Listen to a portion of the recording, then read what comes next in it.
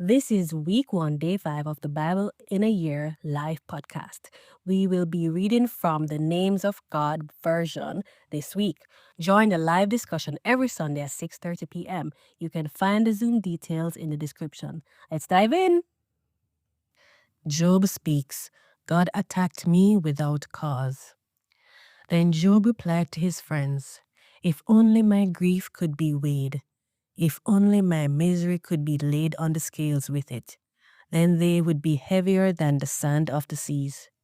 I spoke carelessly because the arrows of Shaddai have found their target in me, and my spirit is drinking their poison. Eloah's terrors line up in battle against me. Does a wild donkey bray when it's eating grass? Or does an ox make a sound over its hay? Is tasteless food eaten without salt? Or is there any flavor in the white of an egg? I refuse to touch such things. They are disgusting to me. How I wish that my prayer would be answered, that Eloah would give me what I'm hoping for, that Eloah would finally be willing to crush me, that he would reach out to cut me off. Then I would still have comfort. I would be happy despite my endless pain because I have not rejected the words of the Holy One. What strength do I have that I can go on hoping? What goal do I have that I would want to prolong my life? Do I have the strength of rocks? Does my body have the strength of bronze? Am I not completely helpless? Haven't my skills been taken away from me? You have not treated me like true friends. A friend should treat a troubled person kindly, even if he abandons the fear of Shaddai. My brothers have been as deceptive as seasonal rivers, like the seasonal riverbeds that flood. They are dark with ice. They are hidden by snow. They vanish during a scorching summer. In the heat, their riverbeds dry up. They change their course. They go into a wasteland and disappear. Caravans from Tema look for them. Travelers from Sheba search for them. They are ashamed because they relied on the streams. Arriving there, they are disappointed. So you are as unreliable to me as they are. You see something terrifying and you are afraid. Did I ever say, give me a gift? Or offer me a bribe from your wealth? Or rescue me from an enemy? Or ransom me from a tyrant? Teach me, and I'll be silent. Show me where I've been wrong, how painful an honest discussion can be. In correcting me, you correct yourselves. Do you think my words need correction? Do you think they're what a desperate person says to the wind? Would you also throw dice for an orphan? Would you buy or sell your friend? But now, if you're willing, look at me. I won't lie to your face. Please change your mind. Don't permit any injustice. Change your mind because I am still right about this. Is there injustice on my tongue, or is my mouth unable to tell the difference between right and wrong? Job speaks about the futility of human existence. Isn't a mortal stay on earth difficult like a hired hand's daily work?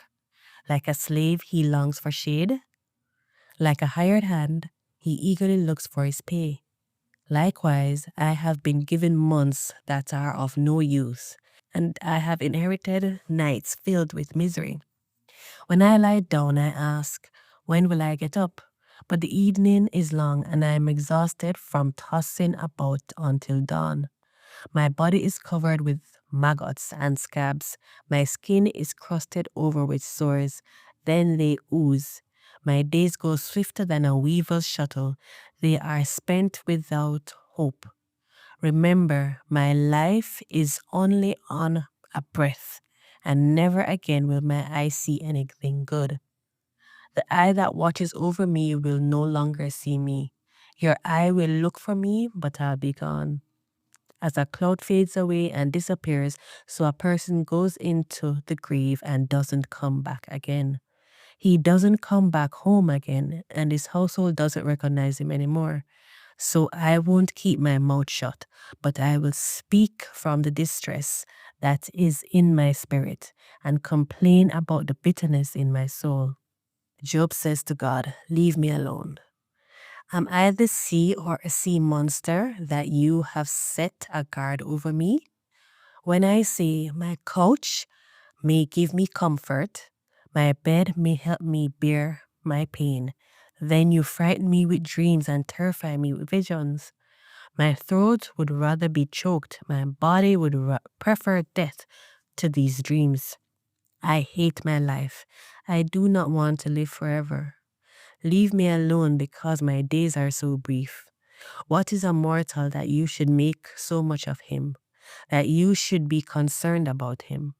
What is he that you should inspect him every morning and examine him every moment? Why don't you stop looking at me long enough to let me swallow my spit? If I sin, what can I possibly do to you since you insist on spying on people? Why do you make me your target? I've become a burden even to myself. Why don't you forgive my disobedience and take away my sin? Soon I'll lie down in the dust. Then you will search for me, but I'll be gone. Bildad speaks, you are unjustly accusing God of doing evil, Job. Then Bildad from Shua replied to Job, how long will you say these things? How long will your words be so windy? Does El distort justice, or does Shaddai distort righteousness? If your children sinned against him, he allowed them to suffer the consequences of their sinfulness. If you search for El and plead for mercy from Shaddai, if you are moral and ethical, then he will rise up on your behalf and prove your righteousness by rebuilding your home. Then what you had in the past will seem small, compared with the great prosperity you'll have in the future. Learn from past generations. Ask the people of past generations. Find out what their ancestors had learned. We have only been around since yesterday and we know nothing. Our days on earth are only a fleeting shadow. Won't their words teach you? Won't they share their thoughts with you? God does not punish the innocent person. Can papyrus grow up where there is no swamp? Can rushes grow tall without water? Even if they were fresh and not cut, they would wither quicker than grass. The same thing happens to all who forget El. The hope of the godless dies. His confidence is easily shattered. His trust is a spider's web. If one leans on his house, it collapses. If one holds onto it, it will not support his weight.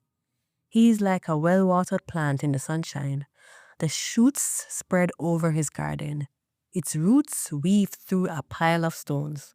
They cling to a stone house, but when it is uprooted from its place, the ground denies it and says, I never saw you.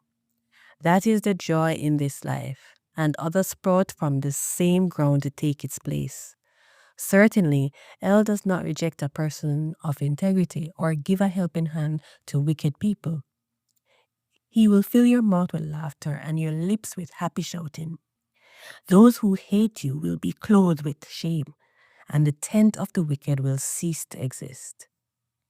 Job speaks the futility of arguing with God. Then Job replied to his friends, yes, I know that this is true, but how can a mortal be declared righteous to El? If he wished to debate with El, he wouldn't be able to answer one question in 1,000. El is wise in heart and mighty in power. Who could oppose him and win? He moves mountains without their knowing it, and he topples them in his anger. He shakes the earth from its place, and its pillars trembled. He commands the sun not to rise. He doesn't let the stars come out. He stretches out the heavens by himself and walks on the waves of the sea. He made the constellations, Ursa Major, Orion, and the Pleiades, and the clusters of stars in the south. He does great things that are unsearchable and miracles that cannot be numbered. He passes alongside of me and I don't even see him. He goes past me and I don't even notice him. He takes something away, but who can stop him? Who is going to ask him, "What are you doing?" Eloah does not hold back his anger. Even Rahab's helpers bow humbly in front of him.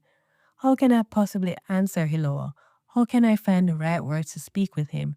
Even if I were right, I could not answer him. I would have to plead for mercy from my judge. If I cried out and he answered me, I do not believe that he would listen to me. He would knock me down with a storm and bruise me without a reason. He would not let me catch my breath. He fills me with bitterness. If it is a matter of strength, then he is the mighty one.